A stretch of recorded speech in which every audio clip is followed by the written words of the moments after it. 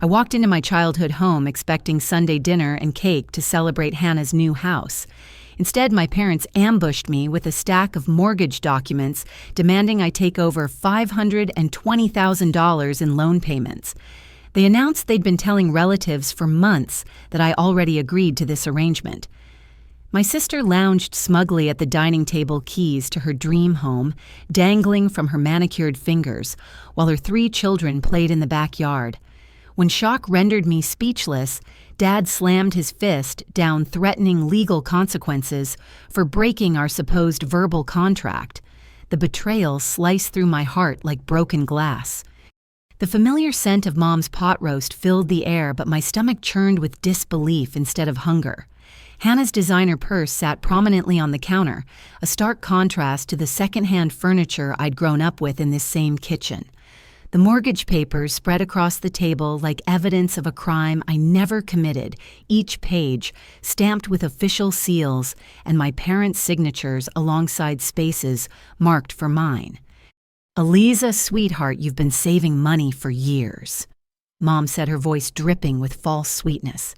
"It's time you helped family instead of hoarding your success."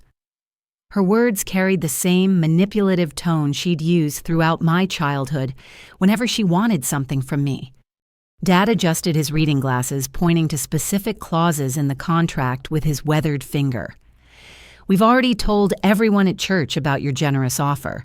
Pastor Williams praised your family loyalty during last Sunday's sermon. You wouldn't want to make us look like liars, would you?" Hannah stretched lazily in her chair, examining her freshly painted nails with theatrical indifference. "The kids love their new bedrooms. Little Sophie keeps asking when Aunt Eliza is coming to see her princess room." Her smile held no warmth, only calculated cruelty. My throat tightened as I processed the magnitude of their deception. They'd orchestrated this entire scenario using my love for Hannah's children as emotional leverage, while simultaneously trapping me in a web of family expectations and social pressure. I never agreed to any of this. I whispered, my voice barely audible above the kitchen clock's persistent ticking. Dad's expression hardened, transforming from fatherly concern to cold determination. "We have witnesses, Eliza. Your cousin Robert heard you discussing it at Christmas. Aunt Margaret remembers you mentioning how successful your career has become and how you wanted to give back to family." The room spun around me as I realized the depth of their planning.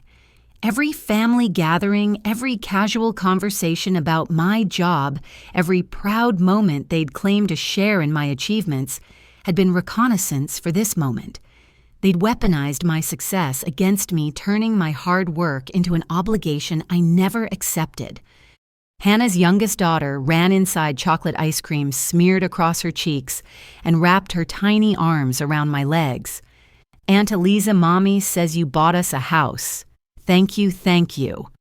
Her innocent joy cut deeper than any accusation my parents could make. I gently extracted myself from her embrace, my hands trembling as I backed toward the door. The walls of my childhood home felt like they were closing in, suffocating me with the weight of unspoken expectations and manufactured guilt. "I need time to think," I managed, grabbing my purse from the entrance table.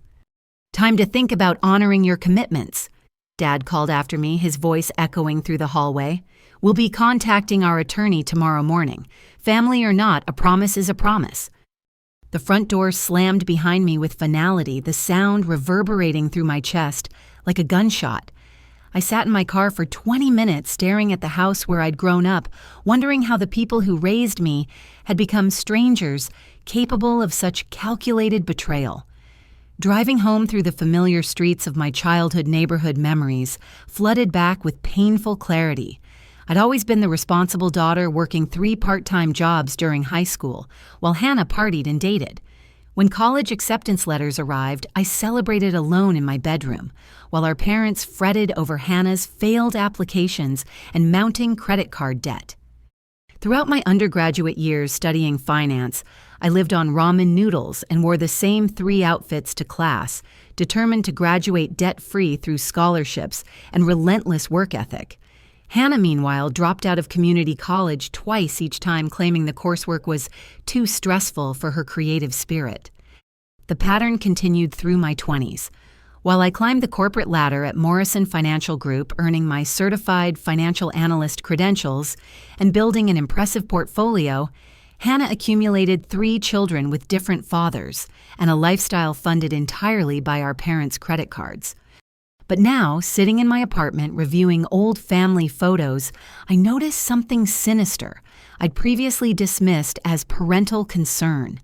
Every time I'd received a promotion or salary increase, our parents would casually ask detailed questions about my finances. They'd praised my incredible responsibility, while simultaneously emphasizing Hannah's struggles and need for family support. Last year's Christmas dinner conversation replayed in my mind with chilling clarity. Dad had specifically asked about my new senior analyst position and the accompanying raise to $95,000 annually. He'd seemed unusually interested in my savings account balance and investment portfolio performance.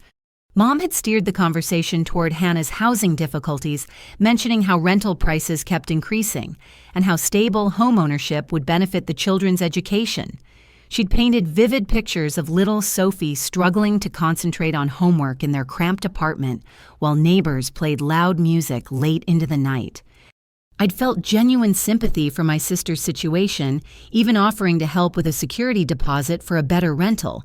But that gesture had been twisted into something much larger and more permanent than I'd ever intended. The phone rang, interrupting my analysis. Hannah's name appeared on the caller ID, and against my better judgment, I answered. "Eliza, thank God," she said, her voice trembling with artificial vulnerability. "I've been crying all evening. I can't believe you'd abandon us like this, after everything we've been through together." "Hannah, I never agreed to pay your mortgage. I don't understand how Mom and Dad could claim otherwise." "But you did agree. You said families should support each other. You promised you'd help me get stable housing for the kids. Don't you remember our conversation at Easter?" My mind raced through that dinner months ago. I'd mentioned wanting to help family when possible, speaking generally about the importance of supporting each other through difficult times. Somehow, my generic expressions of familial love had been transformed into specific financial commitments I'd never made. That's not the same as agreeing to take on a $520,000 mortgage, Hannah. That's a 30-year commitment. "You make more money than anyone in our family," she countered, her voice shifting from pleading to accusatory. "You live in that fancy apartment, drive a new car, and go on expensive vacations. Meanwhile, my children are sharing bedrooms and eating generic cereal because that's all I can afford." The guilt manipulation felt as familiar as breathing. Throughout our childhood, Hannah had perfected the art of making others responsible for her happiness while avoiding accountability for her choices. Our parents had always enabled this dynamic, praising her free spirit, while expecting me to be the practical, reliable daughter who cleaned up everyone else's messes. I work 60-hour weeks to afford my lifestyle, Hannah. I've made sacrifices and careful financial decisions for over a decade to build my career and savings. That doesn't make me responsible for supporting your family. So, you're saying my children don't deserve a stable home. You're saying their education and well-being matter less than your precious savings account. The conversation continued in circles for another 20 minutes, with Hannah alternating between tearful pleas and angry accusations. She claimed everyone at her new job knew about her generous sister helping with the house purchase. She described how the children had already started attending their new school district and made friends in the neighborhood. When I finally hung up, I realized the full scope of their manipulation. They hadn't just planned this financial trap, they'd created a social and emotional web that made saying no seem impossible. My refusal wouldn't just affect Hannah's housing situation, it would disrupt her children's education, disappoint family members who believed I'd made a commitment, and paint me as the selfish sister who had everything but shared nothing. But underneath the guilt and confusion, anger began to simmer. I'd worked too hard and sacrificed too much to have my financial security undermined by family members who refused to take responsibility for their own choices. If they wanted a legal battle, I'd give them one. Monday morning found me in the law offices of Brennan Walsh and Associates, clutching a folder filled with every document my parents had thrust at me. Attorney Patricia Brennan, a sharp-eyed woman in her 50s with silver hair pulled into a professional bun, reviewed the papers with growing concern etched across her weathered face. "This is more complex than a simple family dispute," Patricia said, adjusting her wire-rimmed glasses as she examined the mortgage documents. "Someone has been very busy creating what appears to be a substantial paper trail." She spread the documents across her mahogany desk like a detective organizing evidence. Bank statements showed wire transfers I'd never authorized. Email printouts displayed conversations I'd never had complete with my name, and what looked like my email address discussing mortgage obligations and family support agreements. "These emails supposedly from your account detail specific arrangements for you to assume mortgage responsibility." Patricia continued, pointing to highlighted sections. "The problem is the metadata shows they were created from an IP address that doesn't match your home or office internet service." My stomach dropped as I recognized the technological sophistication behind my family's deception. They hadn't just verbally claimed I'd agreed to their scheme, they'd manufactured digital evidence to support their lies. Patricia pulled out a magnifying glass and examined signature lines on various documents. "Tell me, Eliza, do you remember signing any birthday cards or graduation papers during childhood? Perhaps Christmas cards or thank you notes to relatives?" Of course, hundreds of them over the years. My parents always insisted on handwritten thank you notes for every gift and holiday card to every relative. Her expression darkened. "I suspect those childhood signatures were practice material. Look at these mortgage application signatures." She showed me 3 different documents bearing my name in slightly varying handwriting styles, each one a closer approximation to my actual signature. The realization hit like a physical blow. My parents had been planning this betrayal for years, collecting samples of my handwriting and practicing forgery with methodical precision. Every family tradition, every insistence on proper manners and handwritten correspondence had been part of a long-term strategy to gain access to my financial identity. The forged signatures alone constitute multiple felonies, Patricia explained. But the manufactured email trail and false banking documents elevate this to federal fraud charges. Your parents have unknowingly documented their own criminal conspiracy. She opened her laptop and showed me public record searches, revealing the timeline of Hannah's house purchase. The mortgage application had been submitted 4 months ago, long before my parents claimed to have discussed the arrangement with me. The down payment came from a loan taken against their own heavily mortgaged house, suggesting they'd been planning to transfer the financial burden to me from the very beginning. "Here's what concerns me most," Patricia said, pulling up another screen. "These emails include details about your employment salary and personal banking information that could only come from identity theft or unauthorized access to your financial accounts." She recommended immediately freezing my credit reports and contacting my bank to review account security. The possibility that my parents had gained access to my personal financial information without permission added another layer of violation to their betrayal. "Can we prove the emails are fake?" I asked, my voice barely steady. "Absolutely. Email forensics will show they were created retroactively and never actually transmitted through legitimate servers. The timestamps have been manually altered, and the IP address traces back to a computer in your parents' neighborhood." Patricia outlined our legal strategy with military precision. We'd file criminal fraud charges with the district attorney while simultaneously pursuing civil litigation for damages. The federal charges would include identity theft, wire fraud, mortgage fraud, and conspiracy to commit financial crimes. "But here's what worries me about going to trial," she admitted. "Your family has created a narrative where you appear to be the villain. They've convinced relatives, neighbors, and possibly your sister's children that you made and broke a promise. Even when we prove the documents are fraudulent, the emotional manipulation and social pressure could influence a jury's perception." I left Patricia's office with a clear action plan but a heavy heart.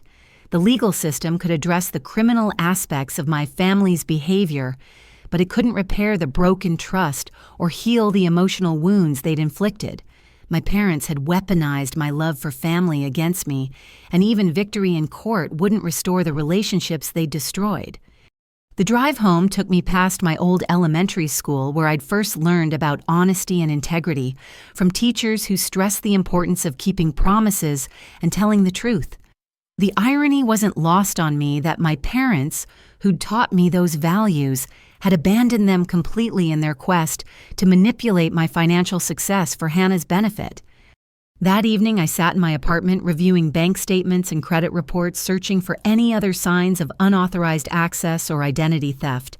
The violation felt deeply personal, as if my parents had ransacked my home and stolen my most precious possessions. They'd taken my trust, my financial security, and my faith in family bonds, leaving behind only legal documents and broken promises. The first hint of how deeply the manipulation extended came at my cousin Rachel's wedding the following Saturday. I debated attending, knowing my parents would be there, but Rachel and I had been close since childhood, and I couldn't bear disappointing her on her special day. The moment I entered the reception hall, the temperature seemed to drop 20 degrees. Aunt Margaret, who'd always been like a second mother to me, turned away when I approached her table. Uncle Robert, usually the jovial family comedian, gave me a look of such disappointment that I felt physically ill. My grandmother, seated at the family table in her best navy dress and pearls, beckoned me over with a crooked finger. At 87, she still commanded respect from everyone in our extended family, and her disapproval carried generational weight. "Eliza Catherine, sit down right this minute," she said, using my full name the way she had when I was 7 and had broken her favorite vase. "I need to understand what's gotten into you, child." I took the seat beside her, acutely aware that conversations at nearby tables had quieted as relatives strained to overhear our discussion. Grandma rose. "I think there's been a misunderstanding about Hannah's house situation," I began carefully. "Misunderstanding?" Her voice rose sharply. "Child, your parents told us all about your generous promise to help your sister get stable housing for those precious babies. And now you're backing out because you've gotten too big for your britches with that fancy job of yours." Cousin Sarah, Rachel's sister, leaned over from the adjacent chair. Eliza Hannah showed us pictures of the children's bedrooms. Little Sophie has been telling everyone at school about how her successful aunt bought them a beautiful house. How can you take that away from them now? The weight of their collective disappointment pressed down on me like a physical force. Every relative I'd grown up loving and respecting had been fed a carefully constructed narrative that cast me as the villain in Hannah's struggle for stability. Uncle David, normally reserved and diplomatic, joined the conversation with unusual intensity. "Your parents raised you to understand family loyalty, Eliza. Your sister has had a difficult time working minimum wage jobs and trying to provide for 3 children without reliable support from their fathers. When family members achieve success, we share that blessing with those who need help." I glanced around the reception hall, noting how my parents sat at a distant table, watching the confrontation unfold with satisfied expressions. They'd orchestrated this public shaming as carefully as they'd forged the legal documents, using my love for extended family as another weapon against my resistance. "I never promised to pay Hannah's mortgage," I said quietly, trying to maintain dignity while defending myself against accusations from people I'd loved my entire life. Aunt Patricia, a retired school principal with steel in her backbone, stood up from her chair and addressed me with the authority she'd once used to discipline unruly students. "Young lady, I was present when your mother shared your generous offer during Easter dinner at your parents' house. Don't try to rewrite history just because you're having second thoughts about helping family." The conversation I remembered from Easter involved general expressions of wanting to support family members when possible. Somehow that vague sentiment had been transformed into specific financial commitments and shared with relatives as established fact. "Your grandfather would be rolling over in his grave." Grandma Rose said, her voice thick with emotion.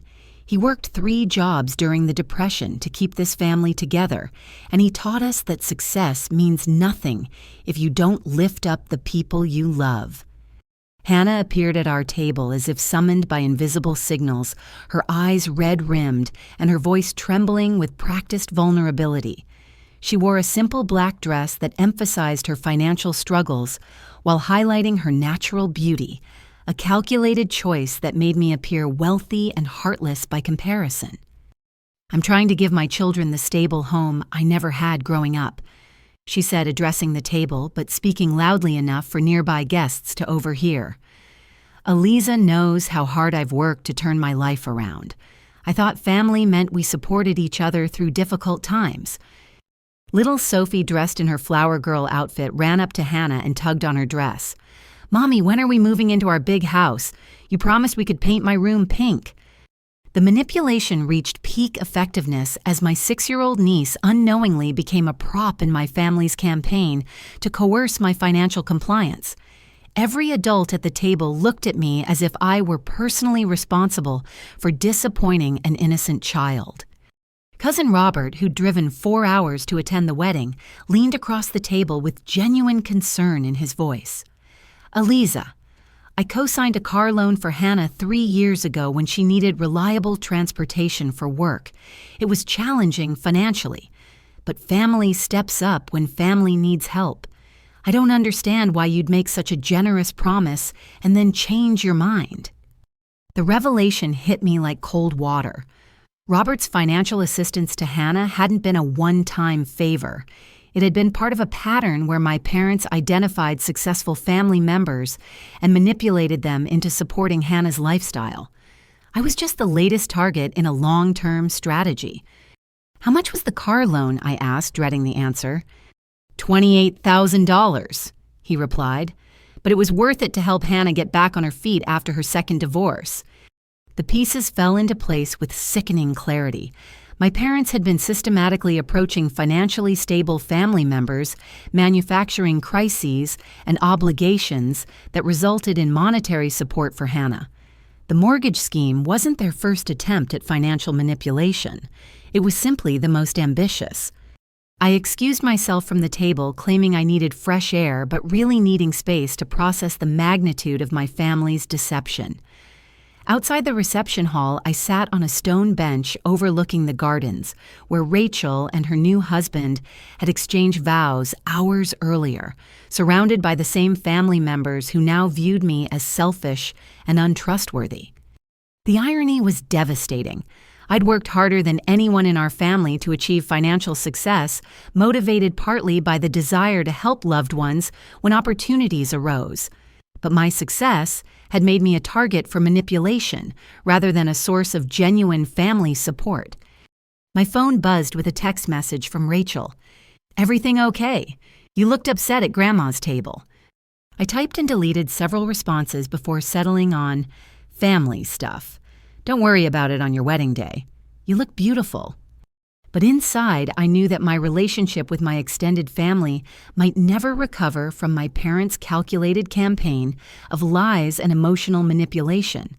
They'd poisoned every connection I treasured, turning my success into a weapon against my own happiness. Tuesday morning started like any other day at Morrison Financial Group until my supervisor director, Jennifer Stevens, called me into her corner office with floor-to-ceiling windows overlooking downtown. The serious expression on her usually warm face immediately set my nerves on edge. "Eliza, please close the door and have a seat," she said, gesturing toward the leather chairs arranged around her conference table. "We need to discuss some concerning information that came to our attention over the weekend." My stomach dropped as she opened a manila folder containing what appeared to be printed emails and handwritten notes. The company's human resources director, Michael Chen, entered the office carrying his own stack of documents, his expression professionally neutral but unmistakably troubled. "We received several phone calls yesterday from individuals claiming to be concerned family members." Jennifer began consulting her notes. "They suggested you might be involved in financial irregularities or experiencing personal problems that could affect your professional judgment." The blood drained from my face as I realized my parents had escalated their manipulation campaign to include my workplace. Morrison Financial Group managed investment portfolios worth hundreds of millions of dollars, and any suggestion of employee financial instability could destroy careers overnight. Michael opened his folder and pulled out a call log. Your father contacted our main office Sunday evening, claiming concern about your mental health and suggesting you might be making poor financial decisions that could indicate problems with judgment or stability. He specifically mentioned large family financial disputes and suggested we might want to review your access to client accounts, Jennifer added. Then your mother called Monday morning expressing worry about your erratic behavior and sudden personality changes related to money. The sophistication of their attack strategy left me speechless. My parents understood that my career required absolute trust in financial matters, and they'd targeted the one area where even unfounded suspicions could cause irreparable damage. They claimed you'd been making unusual financial commitments and then backing out of agreements suggesting possible mental health issues or problems with impulse control, Michael continued. Your mother specifically mentioned concerns about gambling or substance abuse affecting your decision-making abilities. Jennifer's expression softened slightly as she observed my genuine shock and distress. Eliza, your work performance has been exemplary for the past 5 years. Your client relationships are solid. Your portfolio management is consistently above average, and you've never given us reason to question your professional judgment. But we have to take these allegations seriously, Michael added. Our clients trust us with their life savings and retirement funds. Any suggestion that an analyst might be experiencing personal problems that could affect their professional responsibilities requires investigation. They outlined the company's protocol for addressing potential employee issues, which included temporary suspension of access to high-value accounts pending a thorough review of my financial records and professional conduct over the past year. I need you to understand that this isn't personal, Eliza, Jennifer explained. The company has legal obligations to investigate any concerns about employee stability or judgment, especially in positions involving client financial management. The irony was suffocating. My parents were using my professional success and financial responsibility against me, claiming the very qualities that made me effective at my job were signs of mental instability or problematic behavior. My family is trying to force me into paying for my sister's mortgage. I said, my voice barely steady. When I refused, they've launched a campaign to pressure me into compliance by attacking every aspect of my life, including my career. Michael made notes as I explained the legal consultation, the forged documents, and the systematic manipulation campaign my parents had orchestrated. His expression shifted from professional suspicion to genuine concern as he realized I was the victim rather than the perpetrator of financial irregularities. Do you have documentation of these allegations against your family? Jennifer asked. I provided Patricia Brennan's contact information and explained the ongoing legal investigation into mortgage fraud and identity theft. The revelation that I'd hired an attorney and was pursuing criminal charges against my own parents added credibility to my version of events. We'll need to contact your attorney to verify the situation, Michael said. In the meantime, you'll continue working on current projects, but we're temporarily restricting your access to new client accounts and high-value transactions. The professional humiliation burned worse than any family betrayal. I'd spent years building my reputation at Morrison Financial Group, earning the trust of colleagues and clients through consistent performance and ethical behavior. Now my parents' manipulation campaign had introduced doubt into relationships I'd worked decades to establish. How many people in the office know about this investigation? I asked, dreading the answer. Currently, just the 3 of us and the compliance department head, Jennifer replied. But if this matter isn't resolved quickly, we may need to involve more senior management and possibly our legal department. I left the meeting with my career hanging in the balance, wondering how many other aspects of my life my parents planned to attack. Their willingness to jeopardize my professional reputation demonstrated a level of calculated cruelty I'd never imagined they possessed. The rest of the workday passed in a blur of strained normalcy as I tried to focus on routine tasks while processing the magnitude of my parents' assault on my livelihood. Colleagues who usually stopped by my desk for friendly conversations seemed to maintain professional distance, suggesting rumors were already circulating, despite management's attempts at discretion.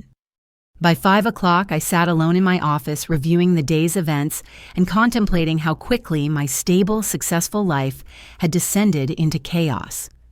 My parents had weaponized every relationship I valued, turning my achievements into liabilities and my financial responsibility into evidence of character defects. The evening drive home took me past my sister's new house where lights glowed warmly in the windows and children's bicycles cluttered the front yard. The scene looked picture-perfect, a testament to family support and generational stability, while my own life crumbled under the weight of manufactured obligations and emotional terrorism. I realized then that my parents wouldn't stop with legal threats and family manipulation. They were prepared to destroy my career, my reputation, and my future in pursuit of their goal to force me into financial compliance with their schemes. The battle ahead would require every resource I possessed, and victory was far from guaranteed. 2 weeks after the workplace confrontation, Hannah called requesting a private lunch meeting at Rosemary's Cafe, a quiet restaurant downtown where we'd celebrated her graduation from beauty school years earlier. Her voice carried unusual vulnerability, suggesting she wanted to repair our relationship independently of our parents' legal threats. I arrived early, choosing a corner table near the windows where afternoon sunlight created a warm, intimate atmosphere.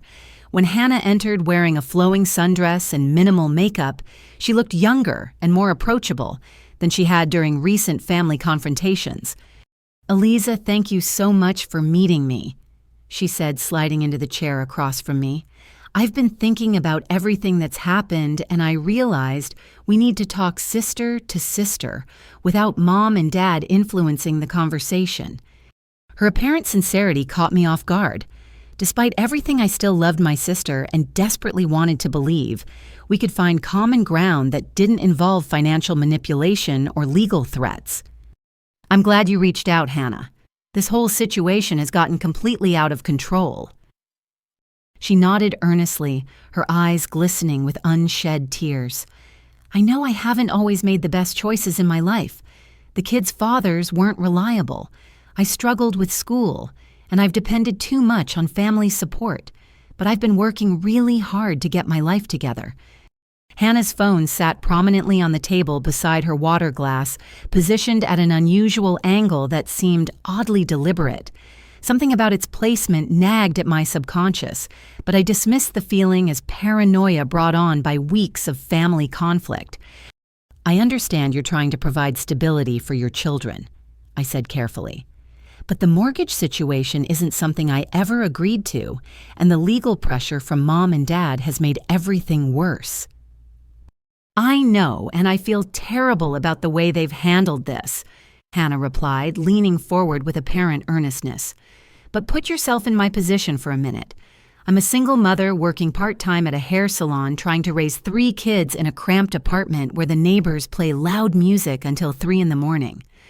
She painted vivid pictures of her struggle, Sophie trying to do homework, while music pounded through thin walls, her middle child Tommy being bullied at his underfunded school, and her youngest daughter Emma having asthma attacks triggered by mold in their bathroom. The house isn't just about comfort, Eliza. It's about giving my children opportunities I never had. Better schools, safer neighborhoods, space to play and grow, without worrying about violence or drugs in the hallway. Her emotional appeal tugged at my heartstrings, reminding me why I'd always felt protective of my younger sister, despite her poor decisions. I genuinely wanted her children to thrive, but not at the expense of my own financial security. "Hannah, I understand your situation is difficult, but a $520,000 mortgage is a 30-year commitment. That's not casual family assistance. It's a major financial obligation that would affect my entire future." "But you make so much more money than me," she said, her tone shifting slightly. "Your salary alone is more than I'll probably earn in 5 years. You have savings investments and that beautiful apartment. Would it really affect your lifestyle that much to help family?" The familiar guilt manipulation began creeping into our conversation, but I noticed something strange about Hannah's behavior. Her eyes kept darting to her phone screen, and she occasionally paused mid-sentence as if checking something. "Are you expecting an important call?" I asked. "Oh, just worried about the kids," she replied quickly, but her hand moved protectively over the phone. "Emma has been having more asthma episodes since we toured the house and then couldn't move in immediately." The mention of her daughter's medical condition felt calculated, designed to increase emotional pressure while deflecting attention from her suspicious behavior with the phone. "Hannah, what's really going on here? You're acting nervous about something." Her composure cracked slightly, revealing a flash of the manipulative behavior I'd witnessed throughout our childhood. "I'm nervous because my whole future depends on this conversation, Eliza. My children's future depends on whether you decide to help family or prioritize your own comfort. That's not fair, and you know it. This isn't about comfort versus family support. This is about financial responsibility and legal obligations I never accepted." "Some people get lucky with brains and education," Hannah said, her voice taking on a harder edge. "Others struggle with learning disabilities and bad choices and difficult circumstances, but we're still family, and successful people should share their blessings with those who need help." The entitlement in her statement shocked me. She wasn't asking for assistance. She was demanding it as compensation for our different life outcomes, as if my education and career success were random gifts rather than the result of years of hard work and sacrifice. "I worked 3 jobs through college, Hannah. I lived on pasta and peanut butter sandwiches for 4 years while you were partying and dating. My success isn't luck. It's the result of choices and sacrifices you weren't willing to make." "So you think you're better than me?" She snapped her mask of vulnerability, finally slipping completely. "You think because you have a fancy job and expensive clothes that you deserve everything while my children deserve nothing?" The sudden personality shift confirmed what I'd begun to suspect. This entire lunch meeting was a performance designed to record my responses for use against me later. Her phone wasn't positioned randomly. It was strategically placed to capture our conversation. "Hannah, are you recording this conversation?" Her face flushed red, but she didn't deny it. Instead, she lifted her chin defiantly. "I have every right to document how my successful sister treats her struggling family members." The betrayal hit me like a physical blow. She'd invited me to lunch under false pretenses, performed concern and vulnerability to manipulate my emotions, and secretly recorded our private conversation to use as evidence against me. "How long have you been recording our conversations?"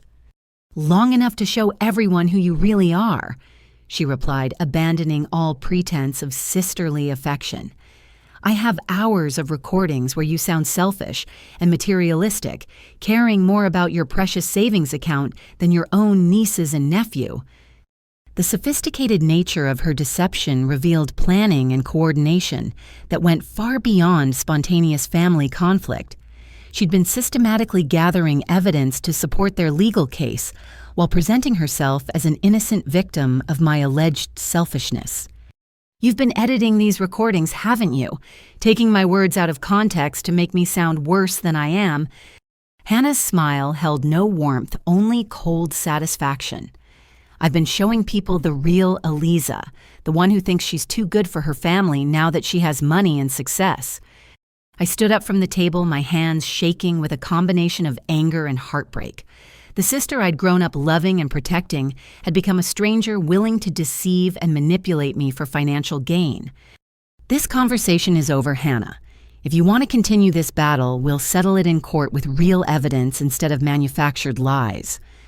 As I walked away, I heard her call after me, "You'll regret abandoning family Eliza. There are consequences for people who forget where they came from." The threat in her voice chilled me more than any legal document my parents had produced. My own sister had declared war on my character, my reputation, and my future, using my love for her children as ammunition in a campaign designed to destroy my resistance to their financial demands. The following Monday morning, I met with Patricia Brennan, armed with documentation of Hannah's recording scheme and a growing suspicion that my family's manipulation extended beyond forged signatures and manufactured emails.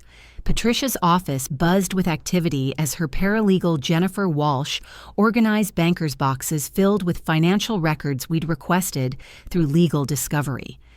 "Eliza, what we've uncovered goes far beyond simple mortgage fraud," Patricia said, spreading credit reports and bank statements across her conference table. "Your family has been systematically using your personal information to access credit and financial services for years." The first document she showed me was a credit card application dated 18 months ago, bearing my name and social security number, but listing an address I'd never lived at. The card had been used to purchase furniture, electronics, and home improvement supplies totaling nearly $30,000. The billing address matches a post office box your parents rented specifically to receive statements for accounts opened in your name. Jennifer explained, highlighting relevant sections with yellow marker. They've been intercepting mail and making minimum payments to keep the accounts active without triggering alerts. My hands trembled as I reviewed additional fraudulent accounts, a store credit card for luxury appliances, a home improvement loan for kitchen renovations I'd never authorized, and a personal loan that had been used to pay Hannah's rent for the past year. "The total fraudulent debt in your name exceeds $200,000, Patricia said grimly. "They've been building this financial house of cards for nearly 5 years, using your excellent credit score to fund Hannah's lifestyle, while making just enough payments to avoid default notices." The systematic nature of their theft took my breath away. Every family dinner where they'd praised my financial responsibility had been reconnaissance gathering for their identity theft operation. Every casual question about my address, changes, employment details, or banking information had been data collection for fraudulent applications. How did they get access to my personal information? I asked, though I dreaded the answer. Jennifer pulled out a folder labeled Identity Theft Evidence and showed me photocopies of documents I'd never seen before. My birth certificate, social security card, and driver's license information had been copied and stored in what appeared to be my parents' home filing system. "They've had access to your vital documents since childhood," Patricia explained. "But more concerning is this evidence that they've been monitoring your credit reports and financial accounts without authorization." She showed me printed copies of my credit reports dating back 3 years, annotated in my mother's handwriting, with notes about available credit limits and payment history. Someone had been tracking my financial capacity with the precision of a professional loan officer. The mortgage fraud was intended to legitimize all these hidden debts, Jennifer continued. Once you were legally responsible for Hannah's house payments, they planned to gradually reveal the other accounts as family emergency, situations that required your assistance. The long-term strategy was breathtakingly cruel. My parents hadn't just stolen my money. They'd planned to trap me in a web of financial obligations that would have consumed my savings, destroyed my credit, and eliminated my ability to build independent wealth. "Can we prove they were planning to reveal more debt gradually?" I asked.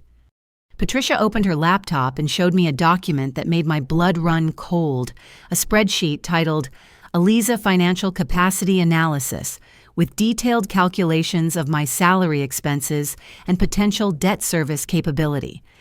"Your mother created this financial plan showing how much additional debt you could theoretically handle while maintaining minimum living expenses," she said. "It includes projections for gradually increasing your financial responsibility for Hannah's family over a 10-year period." The spreadsheet was terrifyingly thorough accounting for my expected salary increases, potential investment returns, and even estimated costs for my own future marriage and children. They'd planned to consume not just my current financial capacity, but my entire future earning potential. "There's more." Jennifer said, producing bank records that showed wire transfers from the fraudulent accounts to pay for Hannah's car payments, insurance premiums, and children's extracurricular activities. They weren't just stealing money, they were laundering it through your sister's expenses to make the fraud harder to detect.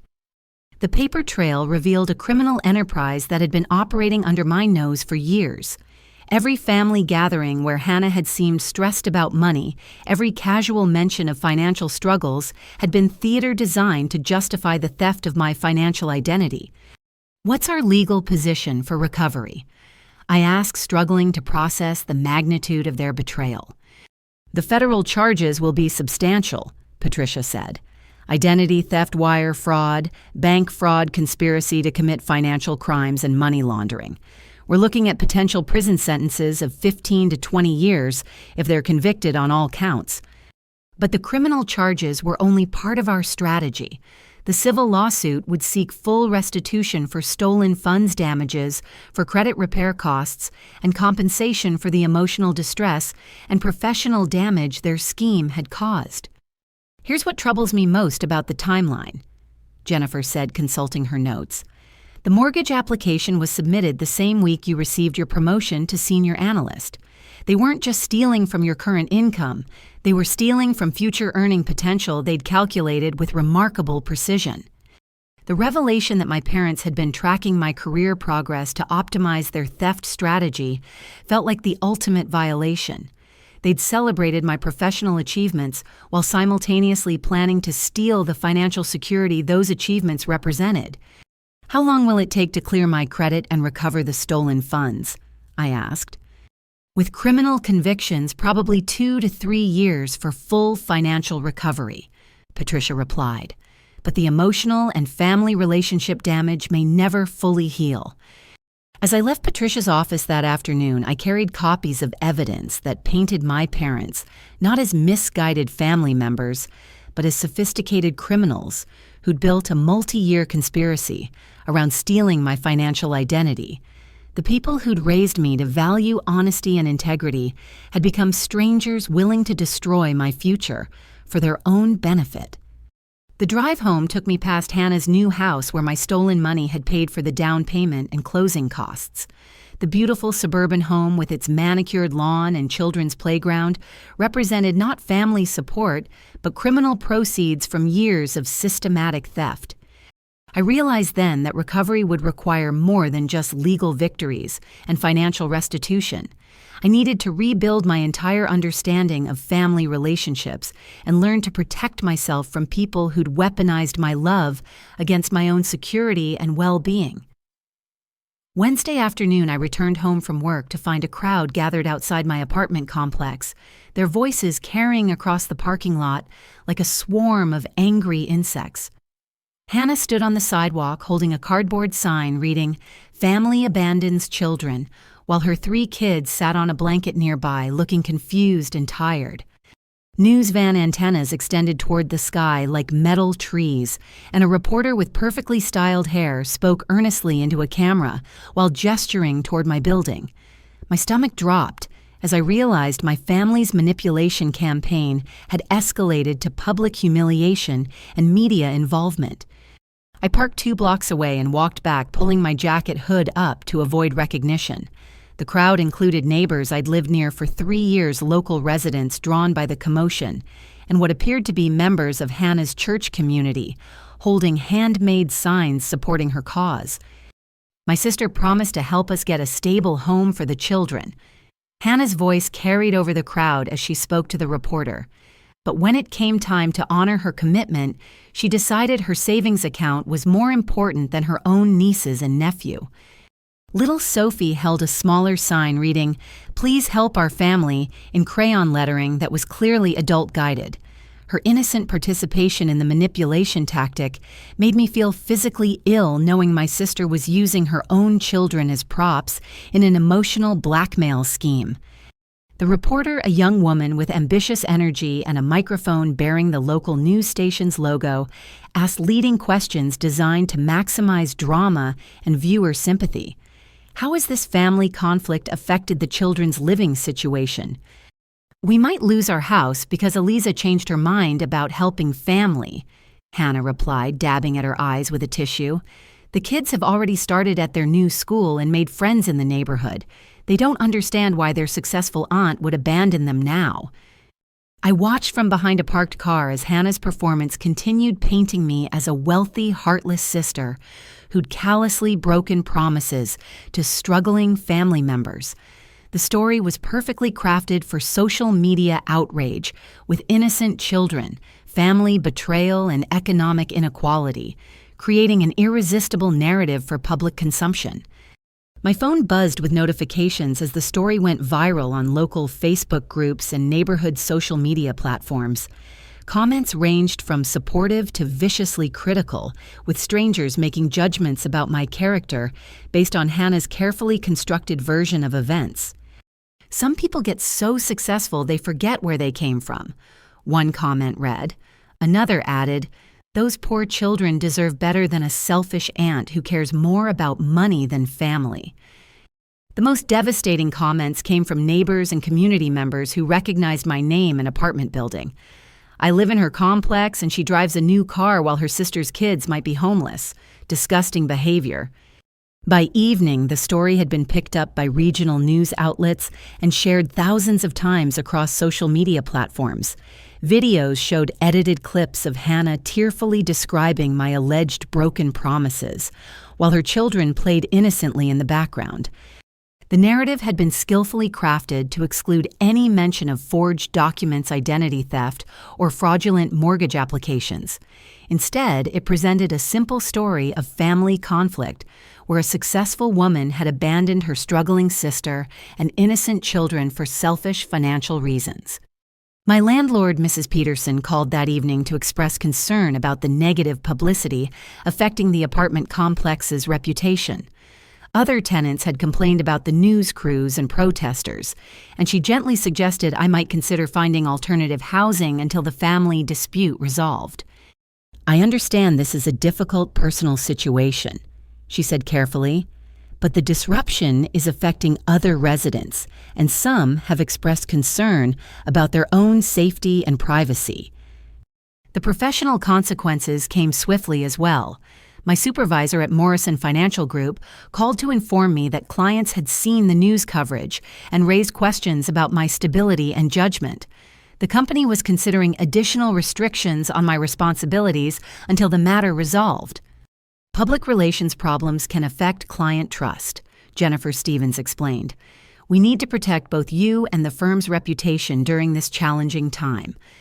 That night, I sat in my apartment with the curtains drawn, reading hundreds of comments from strangers who'd formed strong opinions about my character, based on Hannah's carefully orchestrated public relations campaign. The isolation was suffocating. Knowing that my reputation and relationships were being destroyed by lies I couldn't publicly refute without compromising the ongoing legal investigation.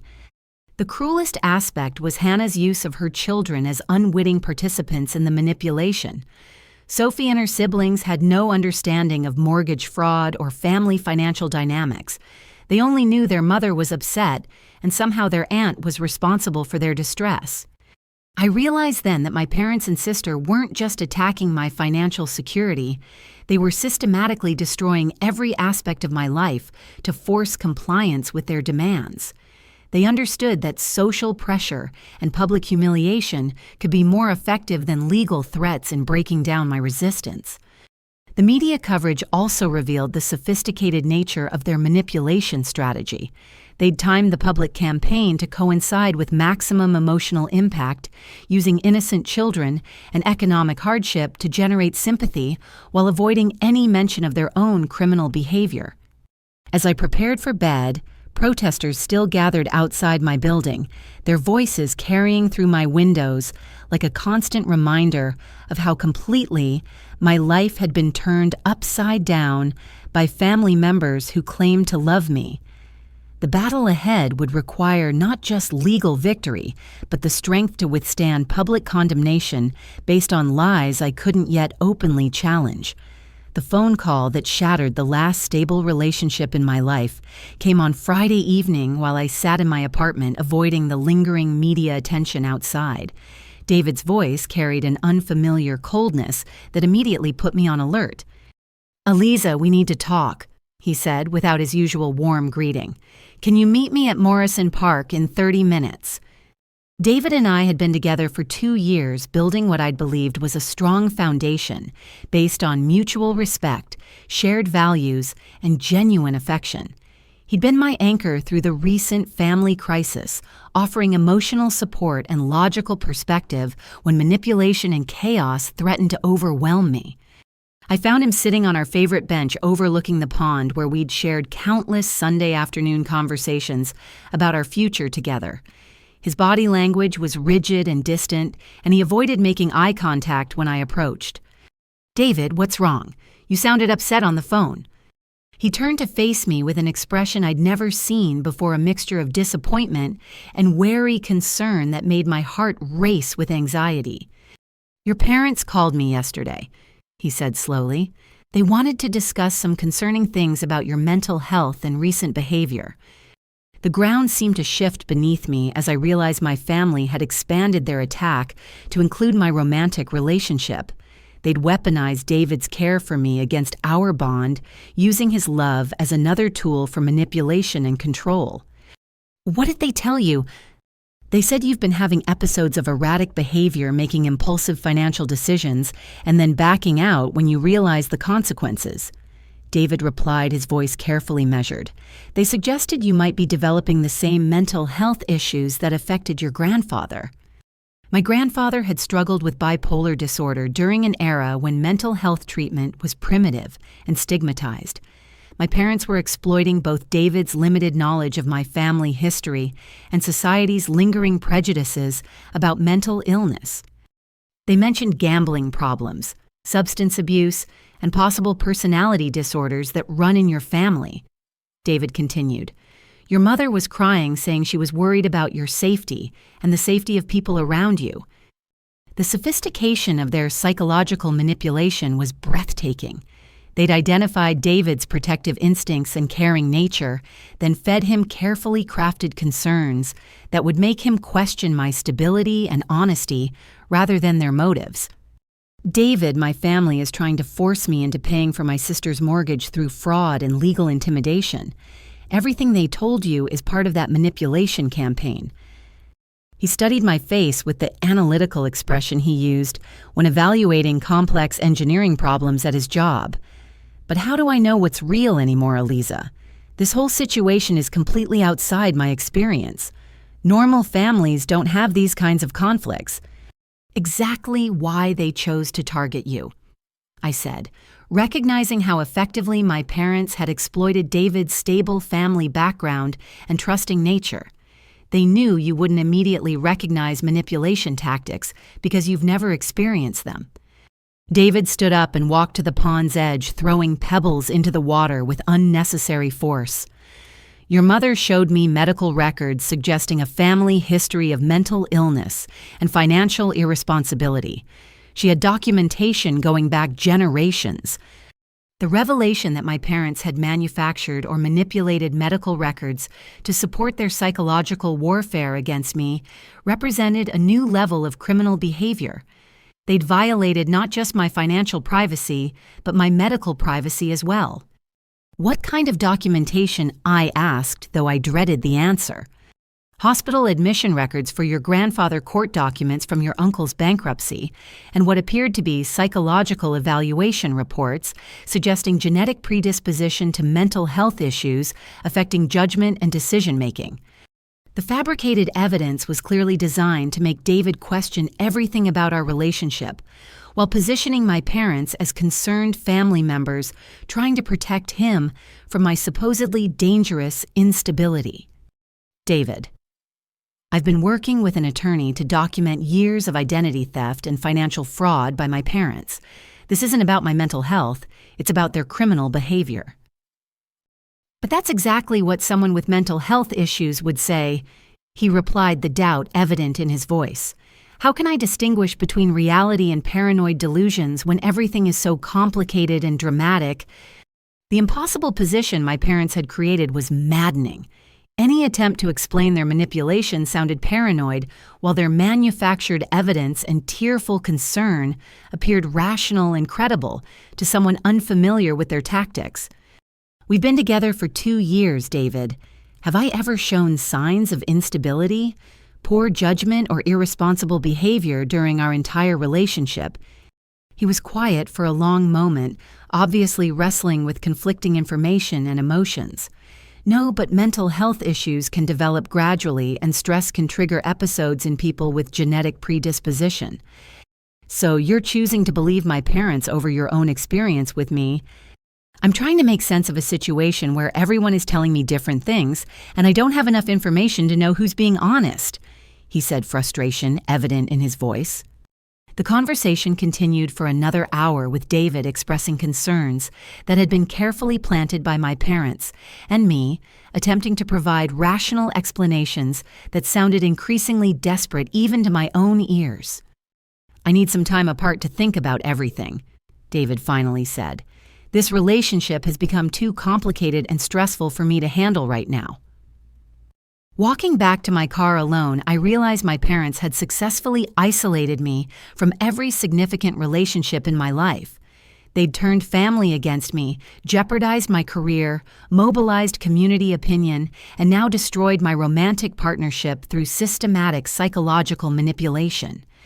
The drive home felt surreal, as if I were living someone else's nightmare rather than my own life. In less than a month, my parents had transformed me from a successful, well-connected professional into a social pariah, fighting criminal charges and public condemnation while defending my sanity and integrity against manufactured evidence. That night, I sat in my empty apartment reviewing the devastation my family had inflicted on every aspect of my existence. They'd understood that isolation would make me more vulnerable to their demands, so they'd systematically eliminated every source of emotional support and stability in my life. But underneath the heartbreak and exhaustion, anger began to crystallize into determination.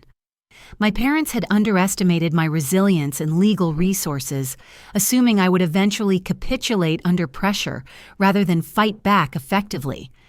They were about to discover how wrong that assumption had been. Patricia Brennan introduced me to private investigator Marcus Thompson on a gray Thursday morning in her law office. Marcus was a former federal agent with 25 years of experience investigating financial crimes, and his weathered face carried the quiet confidence of someone who'd seen every type of fraud and manipulation imaginable. Eliza Marcus has been conducting background research on your family's financial history, Patricia said, gesturing toward the thick folders spread across her conference table. What he's discovered goes far beyond the mortgage fraud we originally investigated. Marcus opened his laptop and pulled up a timeline that made my blood run cold. Your parents have been running variations of this same financial manipulation scheme for over 8 years, targeting different family members and romantic partners connected to your sister.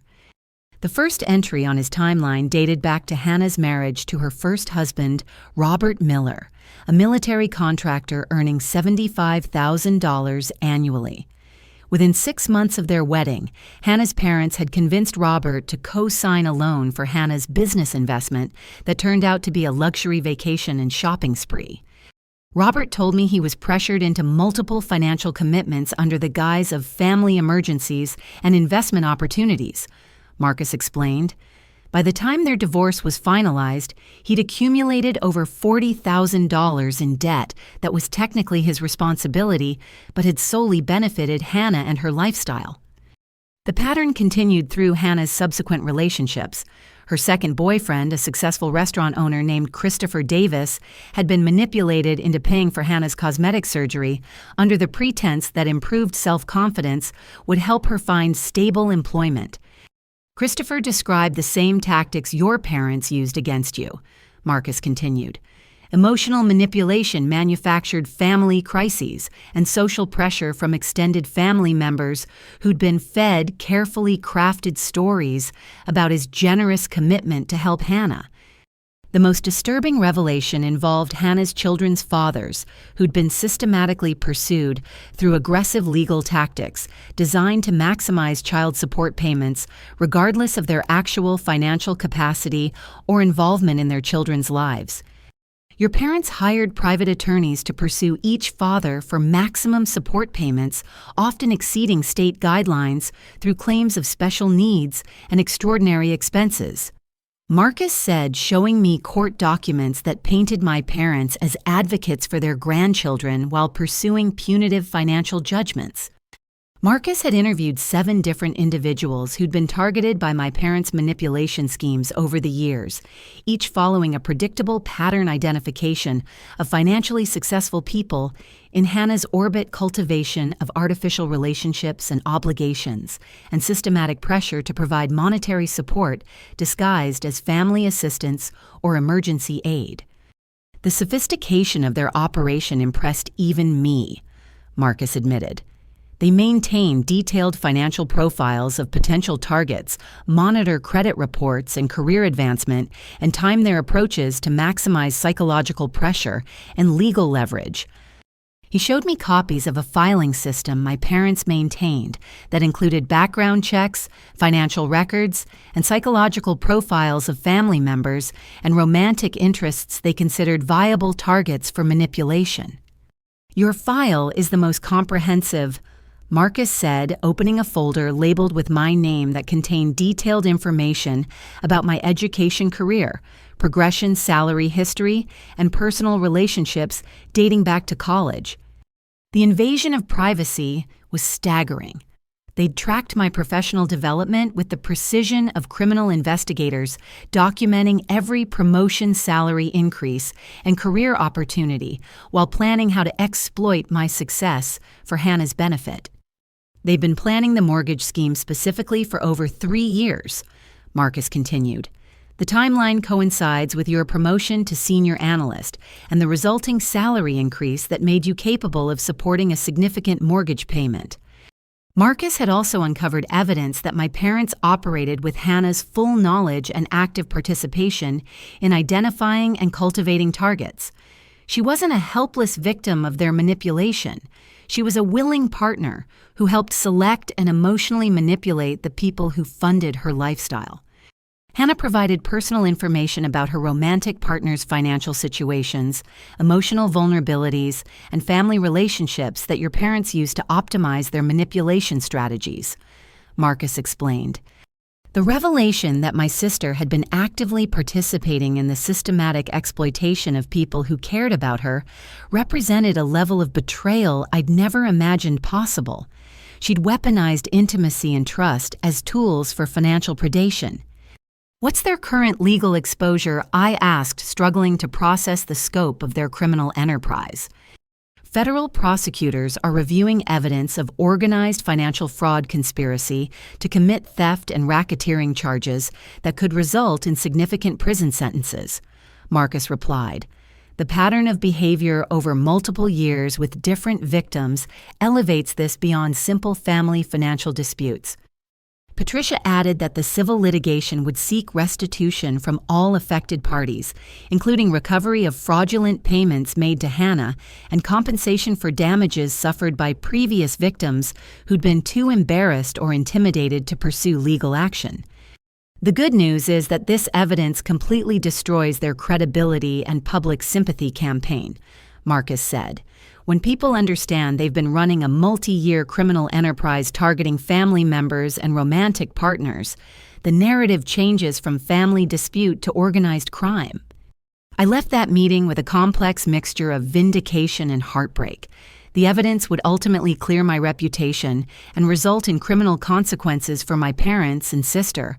But it also confirmed that the people I'd grown up loving had never viewed me as family, but rather as a financial resource to be exploited when opportunities arose. The drive home took me past the elementary school where Hannah and I had played together as children, sharing dreams and secrets, and planning our futures as sisters who would always support each other. That innocent relationship felt like a lifetime ago, replaced by the harsh reality that my family had systematically planned to steal my financial security through sophisticated criminal manipulation spanning nearly a decade. But for the first time in weeks, I felt hope beginning to replace despair. The evidence Marcus had gathered would not only vindicate my position, but help other victims of my family's manipulation schemes seek justice and recovery for their own losses. The emergency room drama began on a Tuesday evening when Hannah rushed 8-year-old Emma to Children's Hospital, claiming the child was experiencing severe anxiety symptoms that required immediate medical attention. Within hours, local news crews were broadcasting live from the hospital parking lot as Hannah tearfully explained how family conflict was literally making her children sick. My daughter has been having panic attacks and difficulty breathing ever since we learned we might lose our house. Hannah told the cameras, cradling Emma, who appeared pale and listless in her arms. The stress of housing instability is affecting all my children, but Emma is the most sensitive. She keeps asking why Aunt Eliza doesn't love us anymore. The reporter, eager for a compelling follow-up to the previous week's viral story, asked leading questions designed to maximize emotional impact. How has your sister's refusal to honor her family commitments affected your children's health? Hannah's response was perfectly crafted for maximum sympathy and social media outrage. Emma told the doctors she's scared we'll have to live in our car if we lose the house. She's 8 years old and she shouldn't have to worry about homelessness because her wealthy aunt changed her mind about helping family. I watched the news coverage from my apartment, recognizing immediately that this medical emergency was another carefully orchestrated manipulation tactic. Emma's symptoms appeared genuine, but the timing and circumstances suggested they'd been manufactured or exaggerated for maximum emotional leverage. My phone exploded with notifications as the story spread across social media platforms. Comments ranged from outraged condemnation of my alleged cruelty to heartfelt sympathy for innocent children suffering due to adult family conflicts. That poor baby shouldn't have to suffer because her selfish aunt cares more about money than family, one comment read. Another added, children's health should come before personal wealth. This woman needs to examine her priorities. The most disturbing aspect was watching my 8-year-old niece being used as a prop in her mother's manipulation campaign.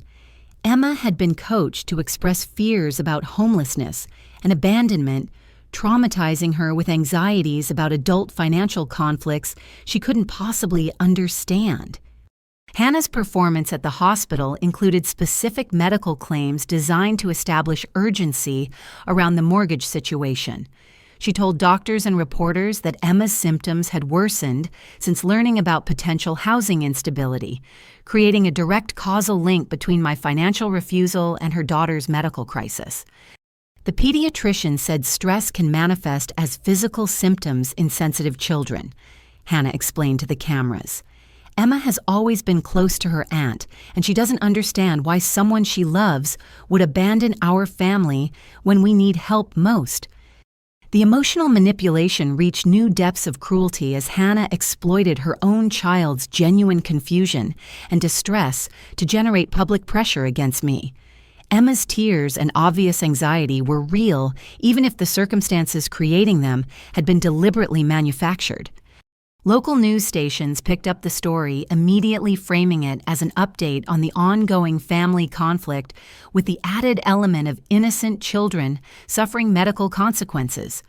The narrative reinforced Hannah's version of events while completely ignoring the criminal fraud investigation that had prompted my legal resistance. Dr. Rebecca Martinez, the attending pediatrician, was quoted saying that childhood anxiety could indeed be triggered by family instability and housing concerns. Her professional medical opinion lent credibility to Hannah's claims, even though she had no knowledge of the underlying fraud and manipulation creating the family conflict. Children Emma's age are particularly vulnerable to anxiety when they sense their parents are stressed about basic needs, like housing security. Dr. Martinez explained to reporters, It's not uncommon for family financial disputes to manifest as pediatric anxiety disorders. The hospital visit generated hours of compelling television content as Hannah maintained bedside vigil while providing regular updates to media outlets about Emma's condition and her family's desperate need for housing stability. Social media response was overwhelmingly supportive of Hannah and condemning of me. Videos of Emma looking pale and frightened in her hospital bed were shared thousands of times, accompanied by harsh criticism of my alleged selfishness and family abandonment. This is what happens when successful people forget their responsibilities to family. One viral comment read, "That little girl is in the hospital because her aunt chose money over love." The medical manipulation also served to increase pressure from extended family members who'd been following the public drama with growing concern. Aunt Margaret called that evening, her voice thick with emotion and disappointment. "Eliza Catherine, that precious child, is in the hospital because of this family conflict," she said, using the guilt-inducing tone that had controlled my behavior throughout childhood. "How can you let your pride and selfishness affect an innocent baby's health?" I tried explaining that Emma's medical situation was being exploited for manipulation purposes, but that explanation sounded callous and defensive when presented to family members who'd been fed months of carefully crafted lies about my character and motivations. "Your own niece is suffering and all you can talk about is manipulation and legal nonsense," Aunt Margaret continued. "What has happened to the caring, responsible girl we raised?" The impossible position my family had created was maddening. Any attempt to challenge their narrative appeared to confirm their claims about my selfishness and lack of concern for family welfare, while accepting responsibility for Emma's medical crisis would validate their fraudulent demands. That night, I called Patricia Brennan to discuss the latest escalation in my family's manipulation campaign. She confirmed that using a child's medical condition as leverage in civil litigation constituted additional criminal behavior that would strengthen our case. "They're now guilty of child exploitation and emotional abuse, in addition to the financial crimes," Patricia explained. "Using Emma's genuine distress as a weapon against you demonstrates a level of calculated cruelty that will horrify judges and juries." But the immediate damage to my reputation and emotional well-being was devastating regardless of eventual legal vindication. My family had crossed every moral boundary in their quest to force my financial compliance, proving they would sacrifice even their children's psychological health to achieve their goals. As I prepared for sleep that night, news coverage continued showing Emma in her hospital bed, while Hannah tearfully pleaded for family reconciliation and housing stability. The sight of my frightened niece being used as ammunition in her mother's criminal scheme broke my heart while strengthening my resolve to fight back against their increasingly desperate manipulation tactics. Friday morning brought the most significant development in our legal strategy when Patricia Brennan arranged a meeting with federal prosecutor Jennifer Walsh at the U.S. Attorney's Office downtown. The imposing government building with its marble corridors and official portraits represented the serious criminal nature my family's behavior had reached. Ms. Rodriguez, what began as a civil family dispute has evolved into a complex federal criminal investigation. Prosecutor Walsh said reviewing the extensive evidence Marcus Thompson and Patricia's team had compiled. The scope of financial crimes and the pattern of behavior over multiple years elevates this case significantly beyond simple fraud. Jennifer Walsh was a veteran federal prosecutor with 15 years of experience handling white-collar crime and organized financial conspiracies. Her reputation for thoroughness and aggressive pursuit of complex fraud cases made her involvement both reassuring and intimidating. The mortgage fraud involving forged signatures and falsified documents constitutes multiple federal felonies. She continued consulting notes from the FBI's Financial Crimes Unit. But the systematic identity theft wire fraud and money laundering over a 5-year period suggests organized criminal enterprise rather than isolated incidents. Patricia spread timeline documents across the conference table, highlighting the sophisticated coordination between my parents and Hannah in targeting multiple victims over nearly a decade. The evidence shows clear conspiracy and racketeering patterns that fall under federal organized crime statutes. The revelation that my family's behavior qualified for prosecution under racketeering laws, typically reserved for organized crime syndicates, was both vindicating and surreal. The people who'd raised me to respect law and authority had become criminals sophisticated enough to warrant federal investigation. Here's what concerns us most about the banking violations. Prosecutor Walsh said pulling up computer records showing the fraudulent mortgage application process. Your parents submitted falsified income documentation and forged signatures to obtain a federally backed mortgage loan worth over $500,000. The mortgage fraud alone carried potential sentences of up to 30 years in federal prison, but the systematic pattern of identity theft and financial manipulation across multiple victims could result in consecutive sentences that would effectively guarantee life imprisonment for my parents. The hospital manipulation involving your niece adds charges of child exploitation and emotional abuse, Walsh continued. Using a minor child as leverage in criminal conspiracy demonstrates a level of calculated cruelty that federal judges take very seriously. Marcus Thompson joined our meeting to present evidence of the broader criminal enterprise, including detailed financial records showing how stolen money had been laundered through Hannah's living expenses and discretionary purchases over multiple years. The paper trail shows systematic conversion of fraudulently obtained funds into lifestyle maintenance for Hannah and her children. Marcus explained, car payments, insurance premiums, vacation expenses, and luxury purchases, all funded through identity theft and credit fraud targeting family members and romantic partners. Patricia outlined our comprehensive legal strategy that would address both criminal prosecution and civil recovery. The federal charges would seek prison sentences and criminal restitution, while our civil lawsuit would pursue additional damages for emotional distress, professional harm, and punitive awards to deter future similar behavior. The evidence is overwhelming for criminal convictions, Walsh said, but we want to explore plea agreement possibilities that might encourage cooperation and full disclosure of the criminal enterprise's scope and methods.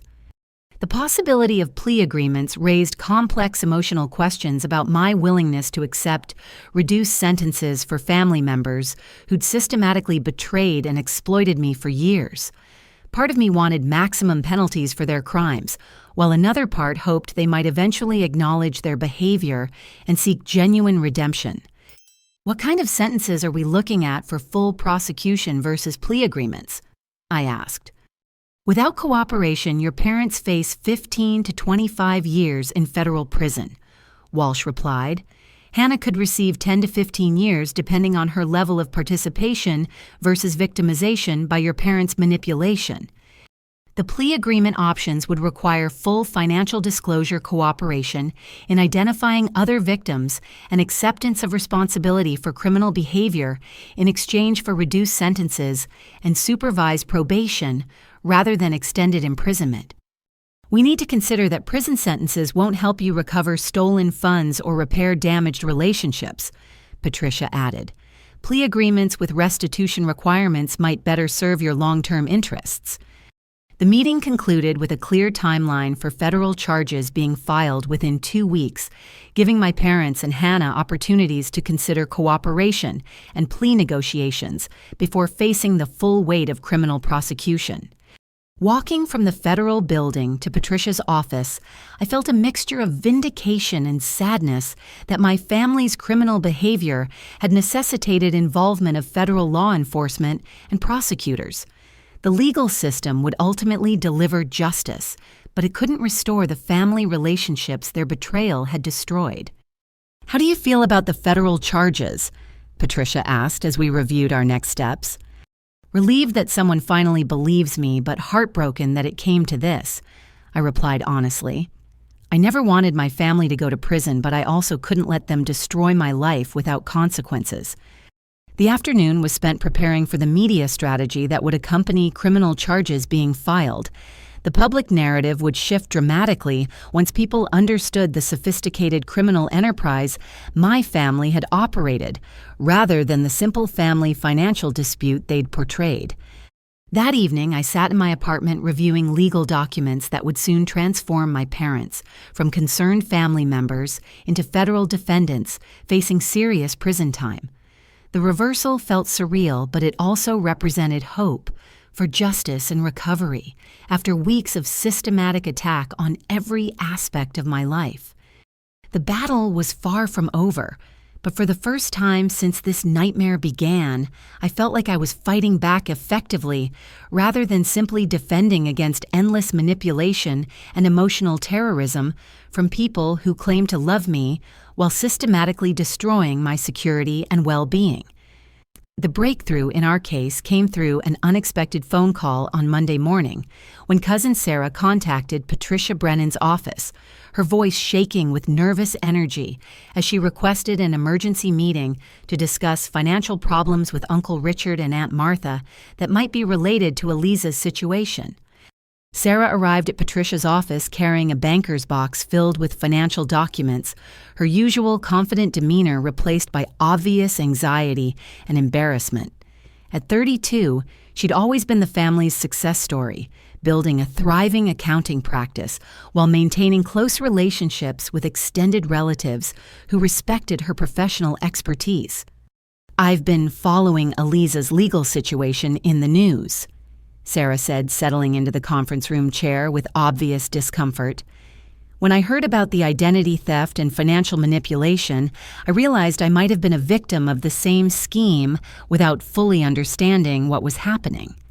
Patricia opened her notebook and activated a digital recorder with Sarah's permission, recognizing that we might be uncovering additional victims who could strengthen our criminal case against my parents. 3 years ago, Hannah asked me to co-sign a car loan because her credit was poor and she needed reliable transportation for her job at the hair salon. Sarah began pulling documents from her box. Uncle Richard and Aunt Martha presented it as a family emergency and temporary assistance that would help Hannah get back on her feet. The car loan paperwork revealed the same manipulation tactics my parents had used against me, manufactured urgency emotional appeals about Hannah's children needing stability and social pressure from family members who'd been convinced that successful relatives had obligations to help struggling family members. The loan was for $28,000, which seemed reasonable for a reliable used car, Sarah continued. But Hannah immediately traded that car for a more expensive model, leaving me responsible for payments on a vehicle she no longer owned. Sarah's experience included additional financial manipulation beyond the original car loan. Over the following 2 years, my parents had approached her for emergency assistance, with Hannah's medical bills, childcare expenses, and legal fees related to child support disputes with her children's fathers. Every request was presented as a one-time emergency that would be repaid quickly, Sarah explained.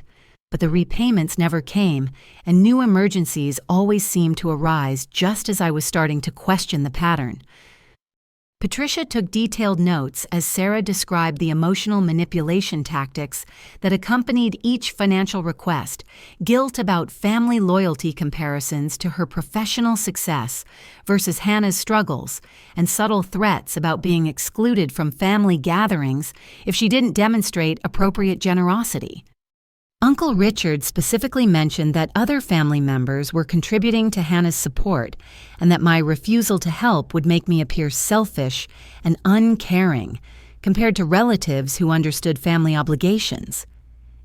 The revelation that my parents had been manipulating multiple family members simultaneously explained how they'd maintained their scheme for so long without detection.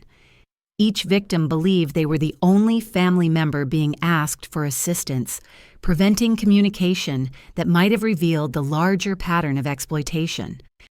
"Did they ever mention specific amounts that other family members were contributing?" Patricia asked. "Yes, and now I realize those claims were probably fabricated to pressure me into larger commitments," Sarah replied. They said Cousin Robert had co-signed Hannah's apartment lease. Uncle David had paid for Emma's medical expenses, and Grandmother Rose had helped with legal fees. Patricia contacted each family member Sarah mentioned, discovering that everyone had been approached for financial assistance, using similar manipulation tactics and false claims about other relatives' contributions to Hannah's support. Uncle Robert confirmed he'd been pressured into paying for Hannah's wedding expenses 5 years earlier, presented as a contribution to a larger fund that other family members were supposedly supporting. The total amount exceeded $15,000, which he'd never been repaid despite promises of gradual reimbursement. They made it sound like everyone was chipping in to give Hannah a beautiful wedding after her difficult divorce, Robert explained during our conference call. I felt obligated to contribute because they claimed my parents and siblings had already committed substantial amounts. Most shocking was the discovery that my grandmother's estate had been systematically drained through fraudulent medical expenses and legal fees that my parents had submitted for reimbursement. Grandmother Rose, now in assisted living with early-stage dementia, had unknowingly signed checks totaling nearly $40,000 for expenses that were either completely fictitious or grossly inflated.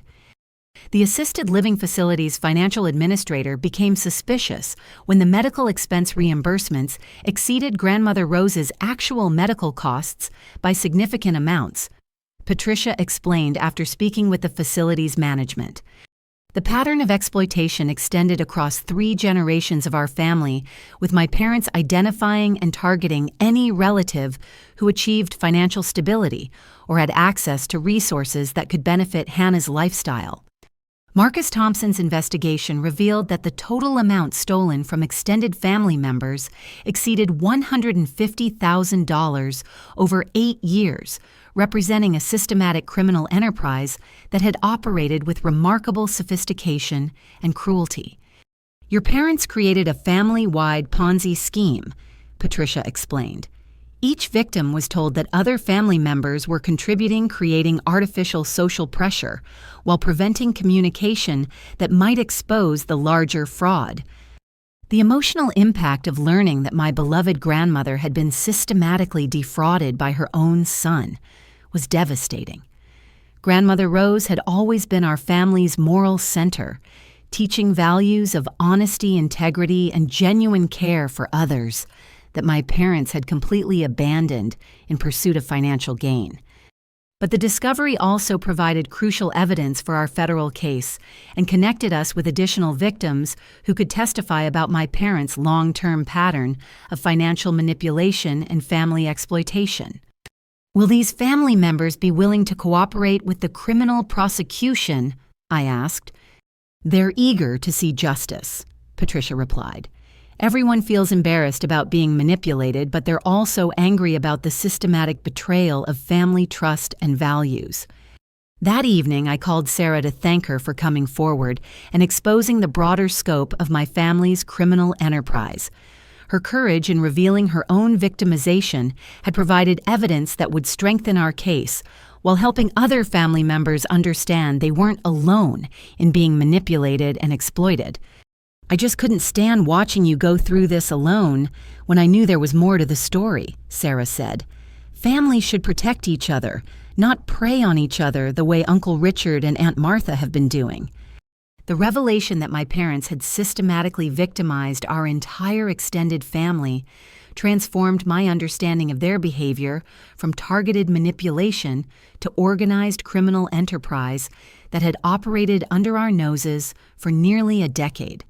The federal courthouse buzzed with activity on the morning of November 15th as United States vs. Richard Rodriguez, Martha Rodriguez, and Hannah Miller officially commenced before Judge Catherine Morrison. The packed gallery included family members, reporters, and federal agents who'd investigated the complex financial conspiracy that had destroyed my faith in family bonds while strengthening my resolve to seek justice. My parents sat at the defendant's table wearing their best clothes and expressions of wounded dignity, still maintaining the facade that they were misunderstood family members rather than sophisticated criminals who'd operated a multi-year fraud enterprise. Hannah's attorney had negotiated a separate proceeding, but she sat in the gallery looking pale and anxious as potential testimony against her parents. Judge Morrison, a 60-year-old former prosecutor with steel gray hair and a reputation for no-nonsense courtroom management, reviewed the extensive evidence files, while federal prosecutor Jennifer Walsh organized her presentation materials with military precision.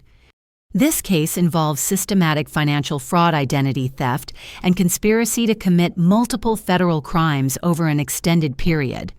Judge Morrison said, addressing the packed courtroom, the evidence suggests organized criminal enterprise targeting family members and romantic partners for financial exploitation.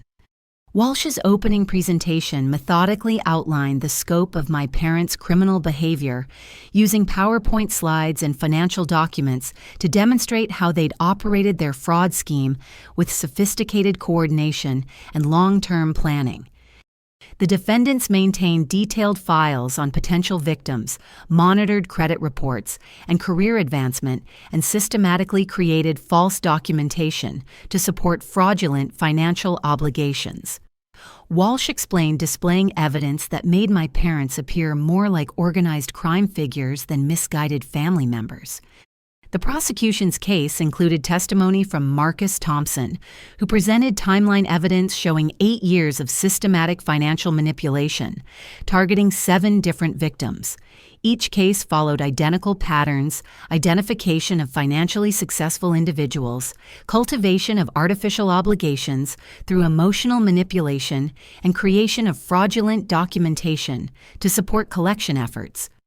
The mortgage fraud was simply the most ambitious element of a larger criminal enterprise, Thompson testified. The defendants had perfected their manipulation techniques through years of practice on smaller targets before attempting to secure a $500,000 mortgage through forged signatures and fabricated income documentation.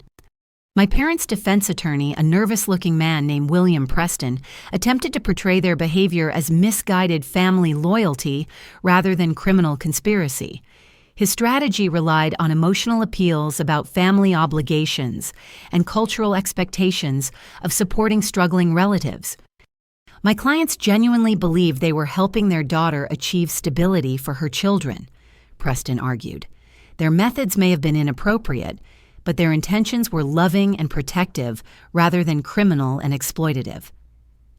Judge Morrison interrupted Preston's emotional presentation with the question that demolished their entire defense strategy. Counselor, if the defendants genuinely believed Ms. Rodriguez had agreed to these financial obligations, why are there no legitimate signatures on any banking documents? Why would legitimate agreements require forged signatures and falsified income documentation? The courtroom fell silent as Preston struggled to answer without admitting his clients had committed fraud. The logical impossibility of legitimate agreements requiring forged documentation exposed the fundamental dishonesty underlying my parents' entire defense strategy. Your Honor, family financial arrangements often involve informal agreements that are formalized through subsequent documentation, Preston replied weakly. Subsequent documentation bearing forged signatures and fabricated financial information, Judge Morrison said dryly. Are you suggesting that informal family agreements typically require identity theft and bank fraud for implementation?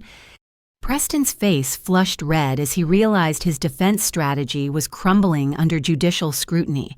The judge's direct questions had exposed the absurdity of claiming legitimate family agreements while simultaneously admitting to criminal fraud in their documentation.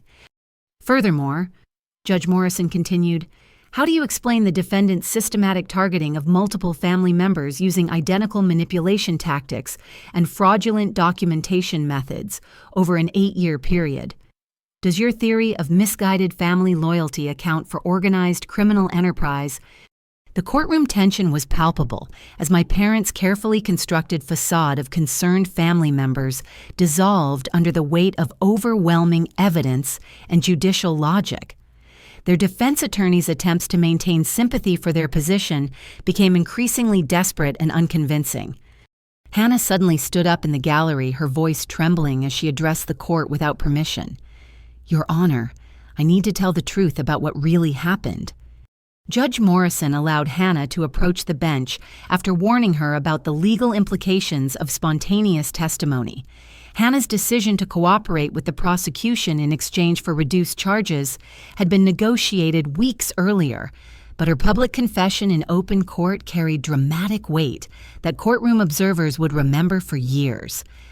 "My parents taught me to manipulate people from childhood," Hannah said, her voice barely audible but carrying clearly in the silent courtroom. "They showed me how to identify successful family members and romantic partners, create fake emergencies, and use emotional manipulation to extract money from my lifestyle and their financial schemes." Her testimony detailed years of systematic training in manipulation techniques, from childhood lessons in emotional blackmail to sophisticated coordination of fraudulent documentation and social pressure campaigns designed to isolate and coerce victims into financial compliance. "I knew the signatures were forged, I knew the financial documents were fake, and I participated willingly in deceiving and manipulating my own family members." Hannah continued, tears streaming down her face. "Eliza never agreed to pay my mortgage. We planned to force her compliance through legal intimidation and social pressure." Judge Morrison ordered a brief recess to allow Hannah's spontaneous confession to be properly documented and incorporated into the official record. When court reconvened, my parents' attorney attempted to distance his clients from Hannah's testimony, claiming she was an unreliable witness seeking reduced punishment through false accusations. But the damage was irreversible. Hannah's public confession corroborated every element of the prosecution's case while destroying any remaining sympathy for my parents' position. The federal charges would proceed with overwhelming evidence and victim testimony that painted them as sophisticated criminals rather than misunderstood family members. As I left the courthouse that afternoon, reporters surrounded me for comments about the dramatic courtroom developments. For the first time in months, I could speak publicly about my family's criminal behavior without compromising ongoing legal proceedings. "Justice is being served," I said simply. "The truth about systematic financial exploitation and family manipulation has finally been exposed through proper legal channels." The courtroom confrontation had vindicated my decision to resist my family's financial demands and pursue criminal prosecution despite enormous social pressure and emotional manipulation. Judge Morrison's logical questions had demolished their defense strategy, while Hannah's confession had provided definitive proof of organized criminal conspiracy, spanning nearly a decade. 6 weeks after the federal trial concluded sentencing, day arrived with the weight of finality that would reshape our family forever. The same federal courthouse that had witnessed Hannah's dramatic confession now prepared to deliver justice for years of systematic financial exploitation and criminal conspiracy that had destroyed trust and relationships across 3 generations. Judge Morrison entered the courtroom with the federal sentencing guidelines in hand, having reviewed extensive victim impact statements, psychological evaluations, and pre-sentence investigation reports that painted a comprehensive picture of my parents' criminal enterprise and its devastating effects on multiple family members. My father, wearing the same gray suit he'd worn to my college graduation, stood before the bench, looking older and frailer than I'd ever seen him. The man who'd taught me values of honesty and integrity now faced federal prison for betraying those principles in pursuit of financial gain through manipulation and fraud. "Mr. Rodriguez, you have pleaded guilty to conspiracy to commit bank fraud, identity theft, wire fraud, and money laundering," Judge Morrison said, her voice carrying the authority of federal justice.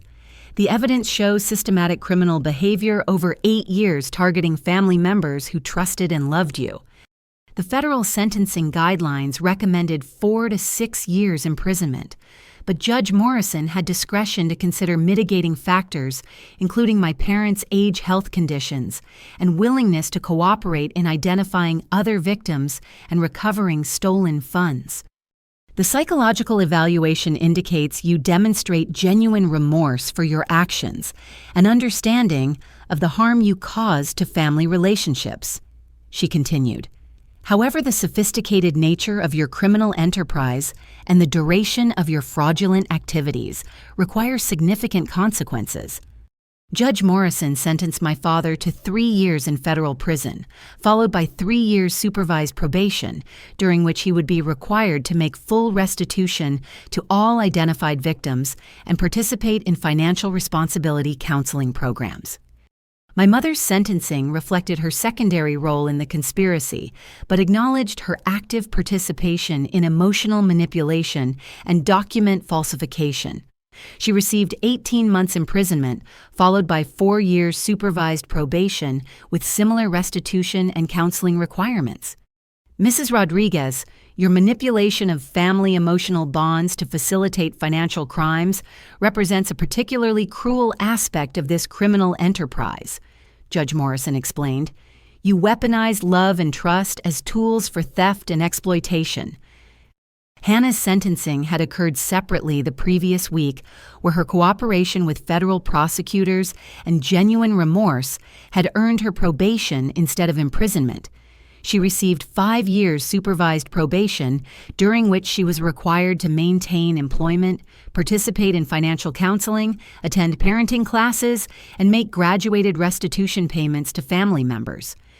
The restitution orders totaled over $400,000 in stolen funds, forged loan obligations, and civil damages that would be paid through structured payment plans supervised by federal probation officers. My parents would surrender their house retirement accounts and personal assets to begin immediate restitution payments. The court recognizes that financial restitution cannot repair the emotional damage and destroyed family relationships resulting from your criminal behavior, Judge Morrison said during my parents' final sentencing remarks. Your actions represent betrayal of fundamental values that hold families and communities together. As my parents were led away to begin their prison sentences, I felt a complex mixture of sadness and relief. Justice had been served, but the cost included destruction of family relationships that had shaped my entire life until their betrayal forced me to choose between my financial security and their criminal demands.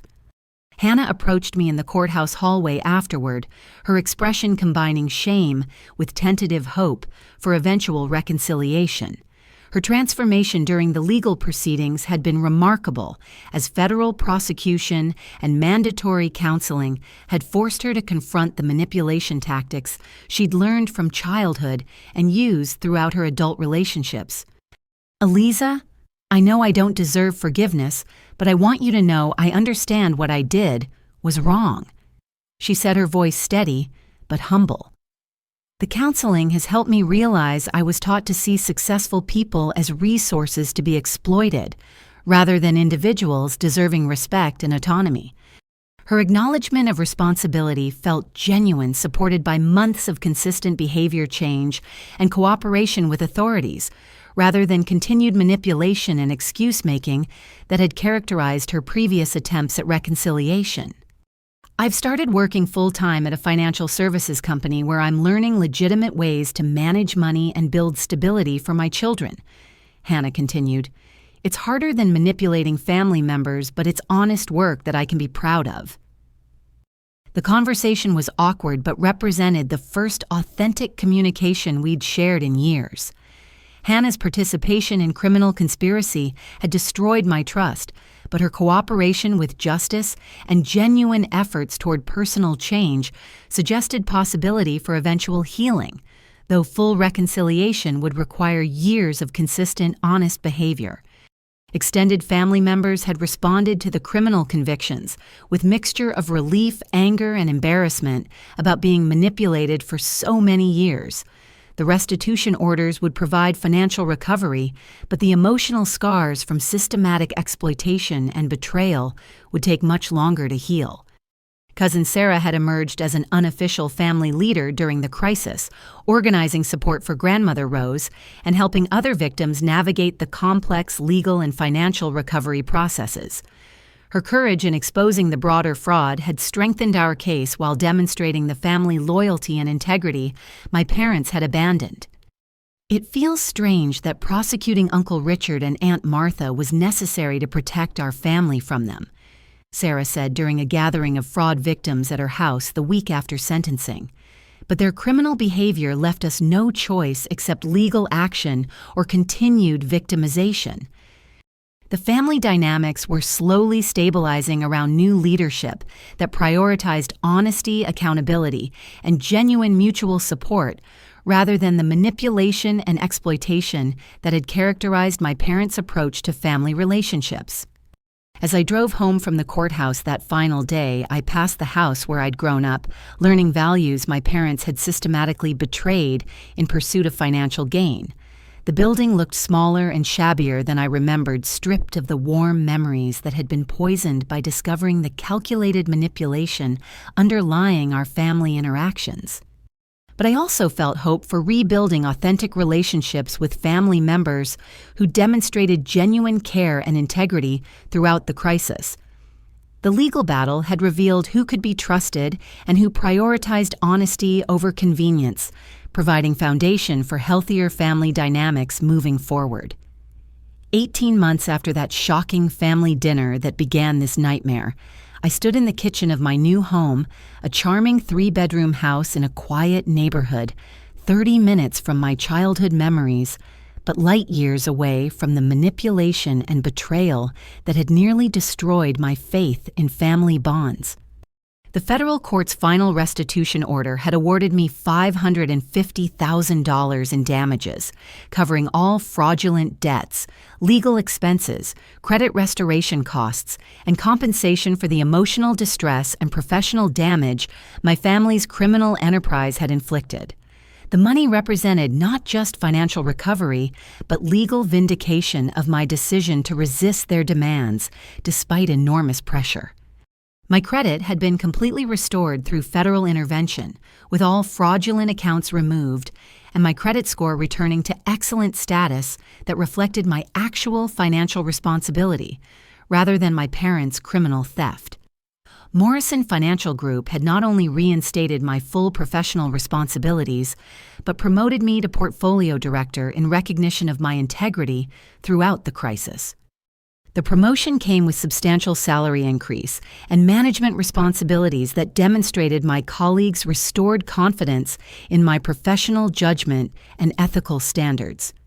My supervisor, Jennifer Stevens, had personally apologized for the company's initial suspicion, explaining that my principled resistance to family pressure had ultimately impressed senior management. Your willingness to pursue legal action against family members rather than compromise your integrity shows exactly the kind of character we want in leadership positions, Jennifer had said during my promotion announcement. The clients respect your commitment to honesty and ethical behavior. But the most meaningful healing had come through new relationships built on authentic trust rather than blood obligations and inherited expectations. David and I had rekindled our romance after he'd learned the full scope of my parents' manipulation campaign and realized how skillfully they'd exploited his caring nature against our relationship. I should have trusted my experience with you rather than believing manufactured evidence from people I barely knew, David had said during our reconciliation dinner 6 months earlier. Your integrity and stability were obvious from our 2 years together, but they made me question my own perceptions. Our relationship had emerged stronger through the crisis, built on deeper understanding of how manipulation tactics could affect even strong bonds and renewed commitment to direct communication rather than allowing outside influences to create doubt or distance between us. Hannah's transformation had been the most surprising development in our family's recovery process. Her federal probation requirements included financial counseling, parenting classes, and regular employment that had forced her to develop legitimate life skills rather than relying on manipulation and exploitation of others' success. Learning to support myself and my children through honest work has been harder but more satisfying than anything I've ever done. Hannah had written in a letter she'd sent me 3 months earlier, I understand now that asking for help is different from demanding support, and that family relationships should be based on mutual respect rather than financial obligations. Her letter included detailed apologies for specific instances of manipulation and betrayal, demonstrating genuine understanding of how her behavior had affected our family rather than generic expressions of regret designed to restore relationships without acknowledging responsibility. The children were thriving in their new circumstances with Hannah's honest employment, providing stable if modest housing, and Emma's anxiety symptoms completely resolved once the manufactured family crisis ended. They attended good schools and participated in activities funded by Hannah's legitimate income rather than stolen money from manipulated family members. Our extended family had slowly healed around new traditions that emphasized honesty and accountability, rather than the enablement and exploitation that had characterized gatherings during my parents' criminal enterprise. Cousin Sarah had organized monthly dinners where family members could maintain connections while ensuring transparent communication about financial matters. We learned that family loyalty means protecting each other from harm, including harm from other family members who've lost their way, Sarah had explained during our most recent gathering. Supporting Eliza's legal action was the most loving thing we could do for everyone involved. Grandmother Rose had been moved to a specialized memory care facility where her finances were managed by professional trustees who'd recovered most of the funds my parents had stolen from her estate. She retained enough cognitive function to understand that justice had been served, though the complexity of the legal proceedings remained beyond her comprehension. My parents' letters from federal prison had evolved from angry accusations to gradual acceptance of responsibility for their actions. The structured environment and mandatory counseling had apparently helped them understand how their manipulation tactics had destroyed family relationships while failing to provide genuine stability for Hannah and her children. We lost sight of the values we tried to teach you and became the kind of people we once warned you against trusting, my father had written in his most recent letter. Our love for Hannah was real, but we expressed it through enabling her worst impulses rather than helping her develop strength and independence. Their acknowledgement of responsibility felt genuine, though full reconciliation would require years of consistent changed behavior after their release from prison. The foundation for potential healing existed, but trust would need to be rebuilt through actions rather than words given their sophisticated ability to manipulate emotions and perceptions. I'd used part of my legal settlement to establish the Family Financial Safety Foundation, a nonprofit organization that educated people about recognizing and responding to financial manipulation by family members. The foundation provided legal resources, counseling services, and support groups for victims of family financial abuse. Helping other people recognize manipulation tactics and protect themselves from exploitation has given meaning to my own difficult experience. I'd explained during the Foundation's inaugural fundraising dinner. Family financial abuse is more common than people realize because victims feel ashamed about prosecuting relatives, and communities often pressure them to forgive rather than seek justice. The Foundation's work had connected me with hundreds of people who'd experienced similar manipulation, by family members confirming that my parents' behavior represented a widespread problem rather than an isolated family dysfunction. Many victims had suffered for years before finding courage to seek legal protection from relatives who'd weaponized family obligations against their financial security. Professional speaking engagements about family financial abuse had become a significant part of my work, helping financial advisors, therapists, and legal professionals recognize signs of family manipulation and provide appropriate resources for victims who needed support in protecting themselves from exploitation. The most important lesson I learned is that real family supports your growth and independence rather than trying to control or exploit your success. I told audiences during recent presentations. Setting boundaries with manipulative family members isn't selfish. It's necessary for protecting yourself and creating space for healthy relationships to develop. Standing in my kitchen that morning preparing breakfast while sunlight streamed through windows overlooking my garden, I reflected on how completely my life had been transformed through the crisis that had initially threatened to destroy everything I'd worked to achieve. The legal battle had vindicated my resistance to financial manipulation while exposing the sophisticated criminal enterprise my family had operated for years. But more importantly, it had taught me to recognize authentic relationships based on mutual respect rather than inherited obligations and emotional manipulation. David joined me in the kitchen, coffee mug in hand and newspaper tucked under his arm, representing the stable partnership we'd built through honest communication and shared values rather than family pressure and social expectations. "Any interesting developments in the Foundation's work this week?" he asked, settling into our morning routine of reviewing the day ahead while enjoying breakfast together. 3 new support groups starting in different cities, and a law school has requested curriculum development for courses on family financial crimes.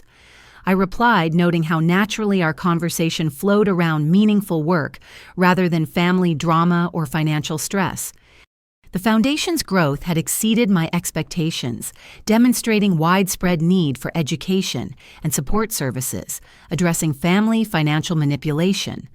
Victim stories confirmed that my experience, while traumatic, had ultimately equipped me to help others navigate similar challenges with resources and legal protections I developed through my own battle. As we prepared to leave for work, I paused to appreciate the peaceful stability of a life built on authentic relationships and honest achievement rather than family obligations manipulated through guilt and emotional terrorism. The house felt truly mine in a way my childhood home never had, representing security earned through personal effort rather than inherited expectations. The drive to work took me past my sister's modest apartment complex, where Hannah was building legitimate stability for her children through honest employment and responsible financial management. Her transformation didn't erase the years of manipulation and betrayal, but it suggested that people could change when forced to confront the consequences of their actions and develop healthier coping strategies.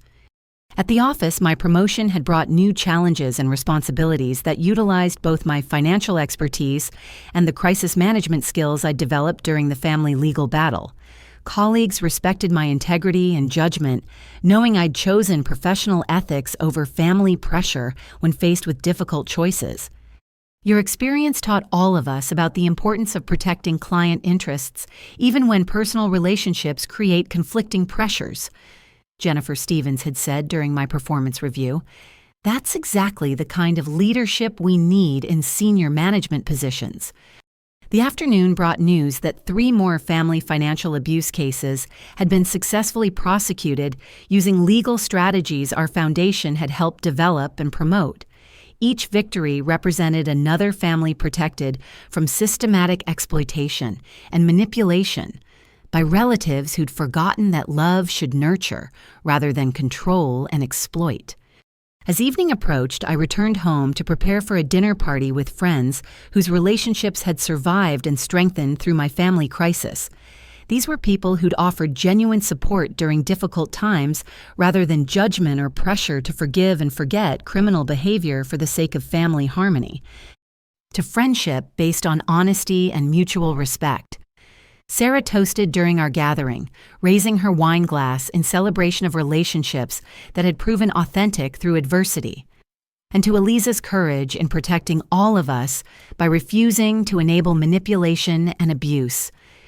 The evening's conversation flowed naturally between personal updates, professional achievements, and foundation work that was helping other families recognize and respond to financial manipulation before it reached the criminal level my parents had achieved. David's presence at my side represented the romantic partnership we'd rebuilt on stronger foundations after learning how manipulation could affect even loving relationships. His support during my legal battle had ultimately strengthened our bond while teaching us both to communicate directly rather than allowing outside influences to create doubt or misunderstanding. As guests departed and we cleaned up together, I reflected on the strange gratitude I felt for the crisis that had initially threatened to destroy my life, but ultimately led to deeper authenticity in every relationship and professional achievement built on genuine merit rather than family expectations. Do you ever regret pursuing legal action instead of just paying Hannah's mortgage to keep peace in the family? David asked a question that had become our periodic check-in about decisions that had shaped our future together. Never, I replied without hesitation. Paying her mortgage would have enabled their criminal behavior while teaching them that manipulation and fraud work when applied with sufficient pressure. Everyone benefited from learning that actions have consequences, even within families. The legal battle had taught me that protecting yourself from manipulation isn't selfish, but necessary for maintaining integrity and creating space for healthy relationships to develop. Real family members support your growth and independence, rather than trying to control or exploit your success for their own benefit. Before bed, I reviewed thank you letters from Foundation beneficiaries whose lives had been improved through education and support services we provided. Each story reminded me that my difficult experience had equipped me to help others navigate similar challenges with resources and legal protections I developed through my own battle. Your foundation helped me recognize that my brother's emergency requests were actually systematic financial abuse, one letter read. I've set boundaries and protected my savings while still maintaining a relationship based on respect rather than financial obligation. Another letter described how family financial abuse education had helped a young professional recognize manipulation early and seek legal protection before losing significant money or damaging credit through relatives' fraudulent activities. As I prepared for sleep in my own home built with money I'd earned through honest work and recovered through legal action against criminal family members, I felt profound gratitude for the strength I'd discovered during my most difficult period and the authentic relationships that had emerged from that crisis. The Foundation's work would continue helping families recognize and respond to financial manipulation, while my own life demonstrated that standing up to abuse ultimately benefits everyone involved by breaking destructive patterns and creating space for genuine healing and healthy relationships based on mutual respect rather than exploitation and control. My story had become a testament that protecting yourself from family financial abuse, regardless of social pressure to forgive and forget, ultimately serves everyone's best interests by establishing boundaries that allow authentic love to replace manipulation and fear. Have you ever faced pressure from family members to compromise your financial security for their benefit? How did you handle the situation, and what advice would you give others experiencing similar manipulation? I'd love to hear your thoughts and experiences in the comments below. Thank you so much for taking this journey with me and allowing me to share how I overcame one of the most challenging periods of my life. If this story resonated with you or helped you recognize manipulation tactics in your own relationships, please like this video, subscribe for more content about family dynamics and financial protection, and share this story with friends or family members who might benefit from understanding these important issues. Remember that seeking help and setting boundaries with manipulative family members isn't selfish. It's necessary for protecting yourself and creating space for healthy relationships to grow. Stay strong, trust your instincts, and never let anyone convince you that love requires sacrificing your security and well-being.